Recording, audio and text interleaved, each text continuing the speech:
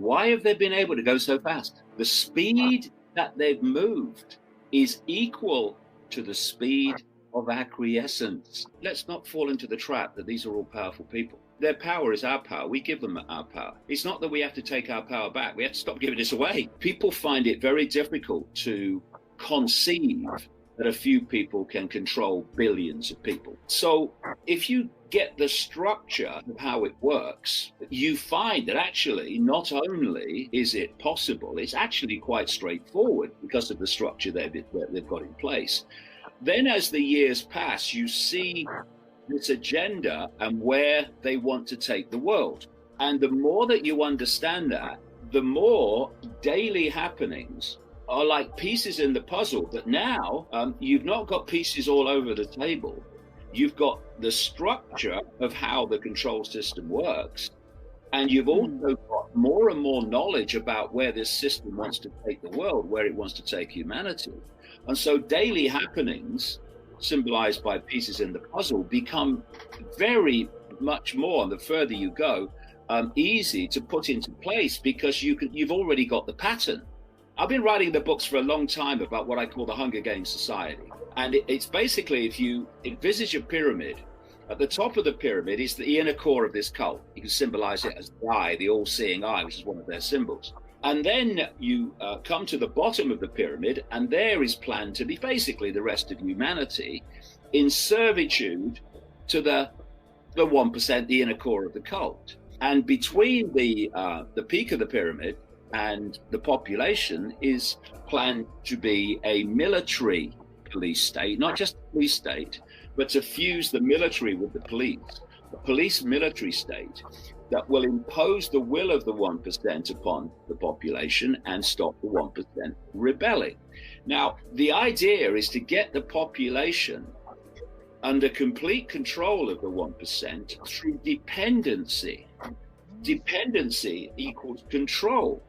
Now, if you're going to create that, then foundation, bottom line, is you have to destroy the independent livelihoods of the population. If you've got an independent business not controlled by the cult, if you've got independent employment with independent businesses, you are not dependent on the 1%, therefore you're not controlled by them to the extent that they want. So the foundation goal has been to destroy independent businesses, small businesses, medium businesses, even some big businesses that are not controlled by the cult, and all the employment that goes with it, which creates what? Dependency for survival on the state, which is actually the state front for the cult, ultimately. We live in a reality, but there are two worlds in this reality. There is the world that the population lives in, and that is crucially systematically limited in the information that's made available to it. And then there's this other world. This is the world of secret societies and semi-secret groups. And they pass on a very different level of knowledge across the generations through the rituals of the secret society network. Life so often gives you your greatest gift, brilliantly disguised as your worst nightmare. And this is both an enormous danger that we're facing now, quite blatantly, but it's also an enormous opportunity to break out of the little me mentality and transform perception of ourselves as well as our perception of the world. If people think it's bad now, well, stick around and do nothing, and you'll see that this is Mary Poppins, where we are now compared with where it's meant to go. And the world that our children and grandchildren will have to live in, I mean, it's almost unimaginable. It's unthinkable. When are we going to draw the line? Doing the best for our children is buying them the latest trainers and the latest smartphone, or actually defending the degeneration of their brain and defending them from having their freedom destroyed for the rest of their lives. That's doing our best for our children, and we need to do it. We don't have to fight anybody.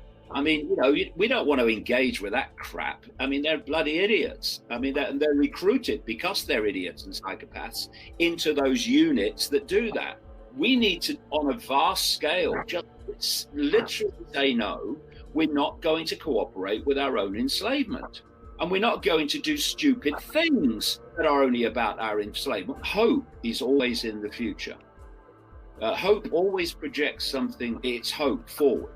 My view is that I don't hope for something to happen. I want to make it happen now. And instead of hoping, there's another perceptual state, which I call knowing. And knowing is far more powerful than hope because, our perceptions do create our reality, but it's a very simple process of how actually our perceptions become our reality.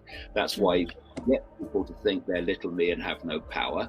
They will not cause you a problem because they will live the life they think they are. And so the power of your perception to create your reality is fundamental. It's literally cause and effect. Let's not fall into the trap that these are all powerful people. Their power is our power. We give them our power. It's not that we have to take our power back. We have to stop giving this away. That tells you something about where the dynamic of power really is. It's with the people, and the cult knows it. You know where its power comes from? Convincing us it has power. That's where it comes from. When you know that you are consciousness, all consciousness, having a brief experience called human, and that when we leave this body, we explore forever, eternally, which is what we've always been. It's a completely different way of looking at the world. And there is nothing that frightens you and intimidates you because we are exploring forever. And this is just a brief experience in the exploration of forever. So you don't see the world in the same way, and therefore the world does not impose on you in the same way. That's the revolution. It's not fighting, it's the power of expanded consciousness, which by its very nature is the power of self-respect, which is the power of no. And it's the consciousness revolution that is going to bring this to an end, not least because this cult is working on such a tiny fraction. If they were in a state of expanded awareness, they wouldn't be doing what they're doing.